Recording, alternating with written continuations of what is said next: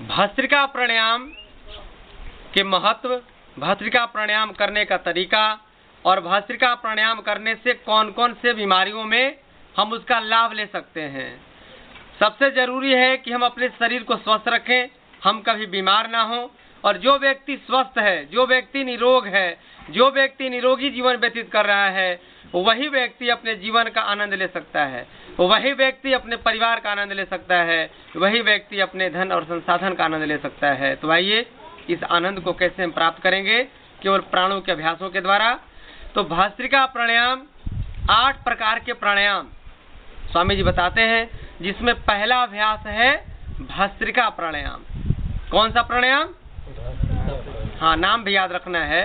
तो भस्त्रिका प्राणायाम कैसे करना है, इसको पहले सीखना है। कितने देर तक इसको करना है और करते समय हमारा ध्यान कहाँ टिका हो, और ये रोज करना है कि कभी कभी करना है। यानी किसी चीज को जब जीवन में उतारते हैं तो 4 चीजों पर उसको हम सेट करते हैं। 4 चीजों यानी 4 शर्तों को हम पूरा करते हैं, 4 मानक दंडों पर। तो पहला है उसकी विधि। कोई भी काम करे तो उसका मेथड सीखते हैं, फिर उस मेथड को सीख करके कितना देर करना है यानी उसका टाइमिंग समझते हैं। फिर तीसरा है कंसंट्रेशन, एकाग्रता, यानी जो काम करते हैं हमारा पूरा का पूरा ध्यान उसी चीज पर टिका होना चाहिए, उसी काम को करने पर। और चौथा है कंटिन्यूटी, यानी निरंतरता, यानी वो रेगुलर हो। जीवन में जो कुछ भी काम करिए, खेती, नौकरी, पेशा, व्यवसाय, जो कुछ करिए, यही चारों चीजों पर वो सेट करके हम करते हैं कार्यक्रम को। तो आइए सीधा बैठ जाते हैं। मेरुदंड को हमेशा सीधा रखना है 90 डिग्री की स्थिति में। इसमें 5 सेकंड तक धीरे धीरे सांस भरेंगे और 5 सेकंड तक धीरे धीरे सांस को पुनः वापस कर देंगे। और जब सांस भरेंगे तो पेट हमारा जस का तस रहेगा, पेट को नहीं फुलाएंगे। ये हवा केवल डायफ्राम में जाए और ये सीना धीरे धीरे सांस भरेंगे तो फैलेगा और ये डायफ्राम धीरे धीरे सिकुड़ेगा। तो आइए हम लोग 5 मिनट तक इसका अभ्यास करते हैं। 2 मिनट तक आंख खोल करके करेंगे देखते हुए, फिर 2 मिनट के बाद धीरे धीरे अपने नेत्रों को बंद कर लेंगे और सांसों पर ध्यान टिका करके इसका अभ्यास करेंगे। तो भाई शुरू करते हैं इस अभ्यास को सब मिल करके।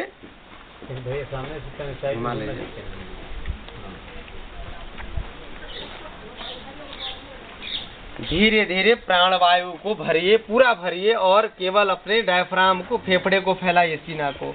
और जब सांस को छोड़े तो लगे कि मेरा सीना सिकुड़ रहा है, ऐसे सांस भरिए।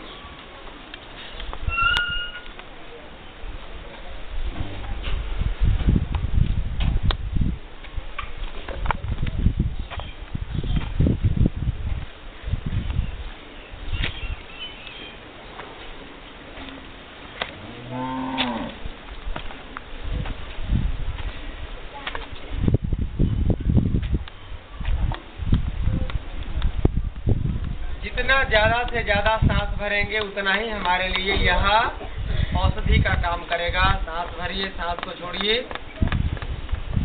सांस के महत्व को समझते हुए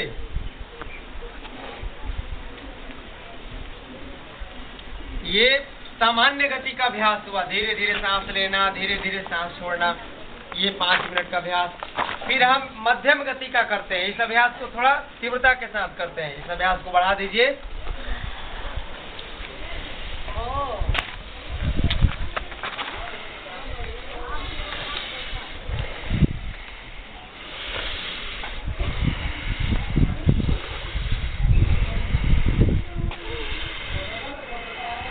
अब तीसरे तरह का तीव्र गति का अभ्यास करते हैं। इसको तेजी से कर लेते हैं। भाई अभ्यास करते हैं।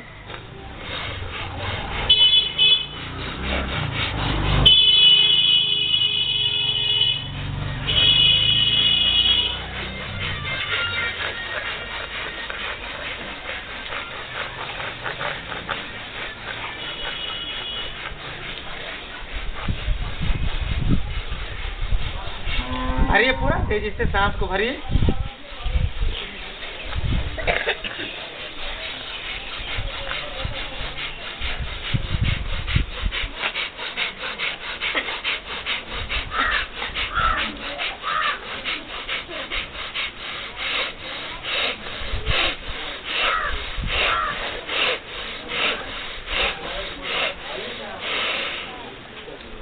रोक देते हैं इस अभ्यास को। और लाभ क्या होगा, किन किन बीमारियों में ऐसा करने से वो फायदा करेगा, लाभ को समझते हैं।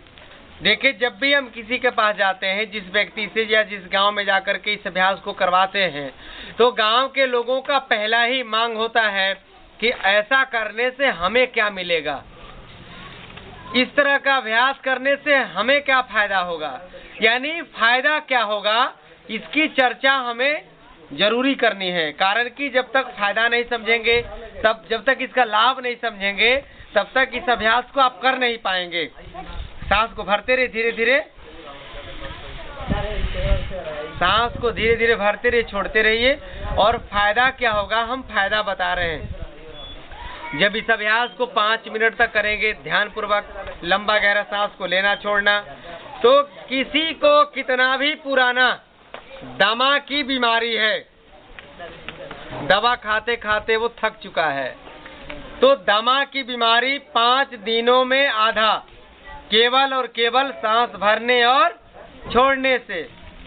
टीबी की बीमारी, चर्म रोग की बीमारी, साइनस की बीमारी, सर्दी की बीमारी, बहुत बच्चों का ना या सियाने को ना सर्दी हो रहा है, नेटा चू रहा है और फिर खींच रहा है, अंदर बाहर कर रहा है सर्दी को, सर्दी ठीक नहीं हो रहा है, तो ये 5 दिनों में सर्दी खत्म हो जाए, जीवन में कभी सर्दी दोबारा नहीं हो। एलर्जी की समस्या है, कहीं भी पानी पीते हैं सर्द गर्म लग रहा है, तो इसे एलर्जी ठीक होता है। किसी को चर्म रोग है, सोराइसिस हो, सफेद दाग हो, एक्जिमा हो, इन सारे खुजली हो, इन सारे चर्म रोगों को आप केवल सांसों के द्वारा ठीक कर सकते हैं। सांस भरते रहे, धीरे धीरे सांस भरते रहना है, छोड़ते रहना है और कान से सुनते रहना है। जब तक अभ्यास करिएगा तभी लाभ होगा, केवल सुनने से लाभ नहीं होगा, सांस भरने और छोड़ने से लाभ होगा। किन्हीं को कैंसर हो गया है 1st या 2nd स्टेज का, तो सांसों को भरने और छोड़ने से कैंसर भी ठीक हो जाए। किसी को खून में गड़बड़ी हो गई हो, खून अशुद्ध हो गया हो, तो ये खून साफी का भी काम करता है। कारण कि 1 मिनट में शरीर का पूरा रक्त शुद्ध होने के लिए फेफड़े में प्रवेश करता है।